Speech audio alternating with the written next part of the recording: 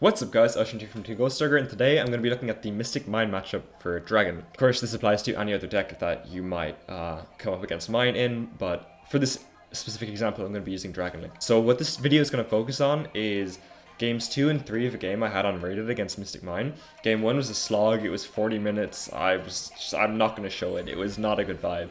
I lost round 1, but with good side decking and the right decision making, I managed to, sort it out after that. First thing I'm going to do is I'm going to jump over into my deck list so you guys can see the side, and I can just kind of talk you through. So let's get to that now.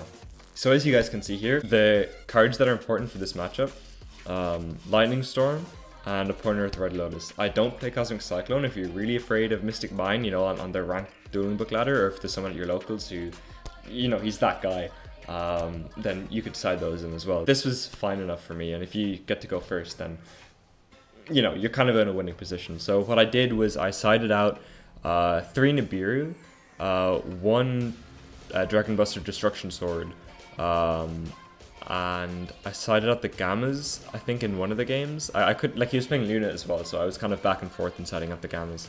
And then you could probably take out like a triple tactical talents or something else, depending on your preference. I took out one of the triple tactical talents, but it did come up in game 3, so you could leave that in. But you definitely take out the Nibirus. And I put in the Lightning Storms and the Pointer. And I put those in going first or second, because sometimes you have a hand where you're going first and you just want to pass, because then they can't use their mine, they can't kaiju you, they're not going to do a huge amount of damage, because it's not what the deck does, unless you have committed to a board. So sometimes you have a turn where you can just kind of pass, and then they'll kind of set up like a lackluster board. You can usually Lightning Storm it, or evenly it, and then kind of go from there and kind of close out the game. So yeah, that's my side deck, and let's jump into the game. Alright, so we have the replay up here. So let's just get into it. I'm going first in this game. This is game 2, and I chose to go first. I was debating going second, but I decided not to in the end. He just told me to go off, go wild, so that's what I did. I just went full combo here. Yeah, I was debating going second and trying to break the board, because, they don't really make a board. But I figured if he sets up a Mystic Mine, it could be awkward. It's easier to just set up my own interruptions. And that turned out to be right here. So just like the sheer amount of advantage this deck gets you is insane. So here, I almost went into Herald, which would have turned off my Dragon Ravine, which was a close call. I think the ruling on Dueling Book is if you send a card to the graveyard, they say that you've, a judge will tell you you've committed a summon, so you have to finish it. So if you're in a tournament, be wary of that, but people on ladder don't really tend to care. So I'm just going absolutely full combo here. And then in game 3 as well, he hand trapped me twice or something, and I had to go a really weird route. He Nibiru'd me, and I didn't have a great hand, so I had to go a really weird route. So you got to see me play through a suboptimal kind of board there. Look at the text here; it's disgusting. It's just unreadable. So I'm just sending back a card, hand looping for 1, making a Union Carrier, which I've taken out the Buster Up, so I'm just gonna equip the Safert. So the turn after, I'm just pause here. So I've equipped the Safert, so the next turn I can add back Levianeer. This is actually look at how blocky this is. Yeah, right. So I can add back Levianeer the turn after when the Safert goes to graveyard. So he's gonna kaiju my Savage to summon Gameciel.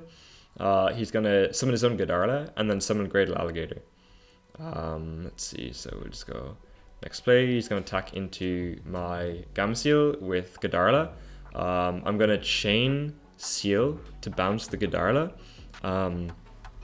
So the reason I did this was he's going to get the Godarla back to hand. I'm going to get to keep the Gameciel. I want to keep damage on board right now, so I can try to kill him the turn after. I want to keep as much damage on board as I can.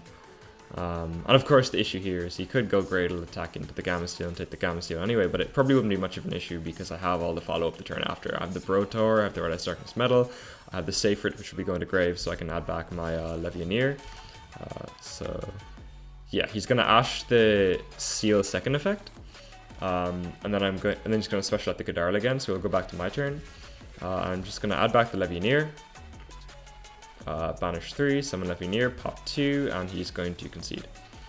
So we'll go to siding again, and this time he's gonna choose to go second. And we'll see here my hand is okay. 3 tactical talents is pretty good. But the black metal, rocket tracer, boot sector. So I only kind of have like 1 extra extender. I mean, don't look at gift horse to the math, right? But so I'm gonna go into Striker Dragon and go through the combo here. Go into Romulus. Romulus add the Divine Lance, activate Divine Lance, and we're going to equip the Phalanx, special Phalanx, and he's gonna Nibiru me here. So he's gonna send all my stuff. I've already used my normal summons, so I'm gonna have to go activate Boot Sector Launch, and then special Tracer from hand. This way I can make Needle Fiber. So Needle Fiber is going to summon out the Rocket Synchron, and we're going to go talents to draw 2, and then just a while of me trying to remember how to do like the just Needle Fiber combo, but I got there in the end. So so we're gonna go Link Cross, summon 2 tokens.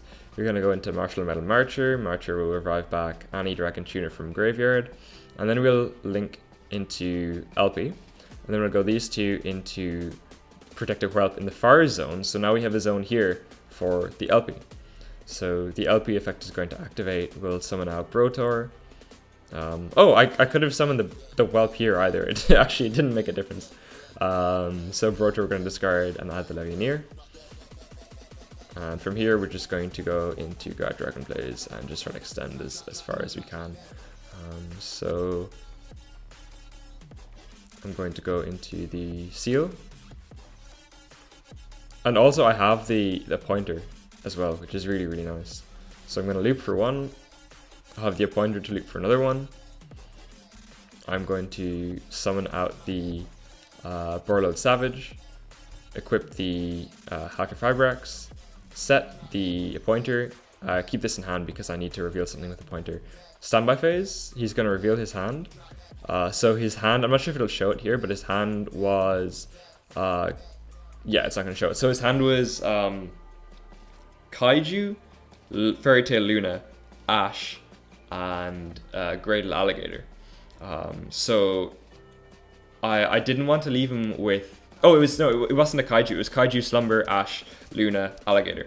So I didn't want to leave him with Kaiju, Slumber, and a normal summon, because that would pretty much break my board. So I had to shuffle back the Kaiju, Slumber, because I had to banish the Kaiju, Slumber. And that way, I got the most advantage out of it. So he's going to go Luna, add another Luna. He's going to attack the Heretic Seal. I'll Chain Seal to bounce the Luna. And then he's going to Chain Luna, which I will Borload Savage. And then he's going to Ash my Seal effect.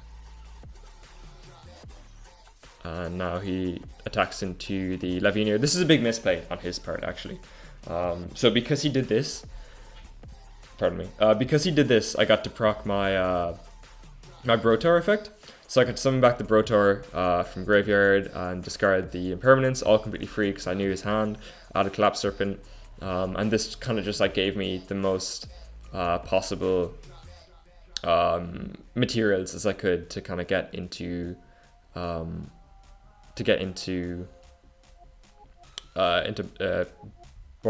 big League 4 guy who hits like twice. Him, you know the one I'm talking about. Yeah, Boral Sword.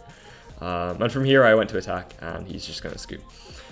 So you guys can see how the cookie crumbles here. The way the side deck really helps with this deck, and with any combo deck really. Like into Mystic Mine, you just gotta be prepared. I see a lot of people complaining about Mystic Mine.